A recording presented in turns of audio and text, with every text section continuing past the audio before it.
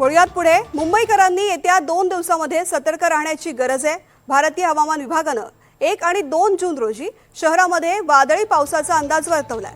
Yellow alert जारी करण्यात आलेला आहे. या काळात विजांच्या कडकडाटासह हलका ते मध्यम स्वरूपाचा पाऊस तसंच सोसाट्याचे वारे वाहण्याची शक्यता आहे. मुंबईमध्ये मान्सून पूर्व पावसाची सक्रियता वाढत असून नागरिकांनी वादळी वाऱ्यांपासून आणि विजांच्या कडकडाटापासून सावध राहावं असं आवाहन करण्यात आलंय.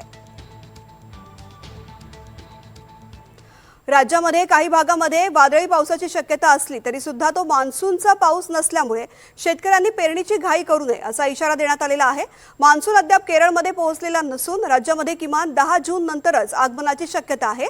दरम्यान विदर्भ, मराठवाडा आणि मध्य महाराष्ट्रात दुपारनंतर वादळी पावसाचा अंदाज आहे. शेतकऱ्यांनी स्थिर आणि पुरेशा पावसाची खात्री झाल्यानंतरच पेरणीचं नियोजन करावं तसंच विजांच्या कडकडाटाच्या वेळी सुरक्षित जागी राहावं असं आवाहन करावं.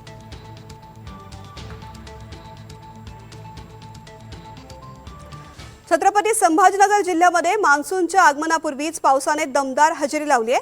गेल्या काही तासांपासून जिल्ह्यामधील विविध भागात वादळी वाऱ्यासह जोरदार पाऊस सुरू आहे. घाटशेंद्रा परिसरामध्ये मुसळधार सरी कोसळल्यात तर खडक आणि वाघलगाव भागामध्ये ढगांच्या गडगडाटासह पावसाला सुरुवात झाली. काही वेळात गारपीट सुद्धा सुरू झाली. या अवकाळी पावसामुळे नागरिकांनी काही काळ त्यांची धावपळ झालेली होती तरी सुद्धा उष्णतेपासून मात्र त्यांना दिलासा मिळाला आहे.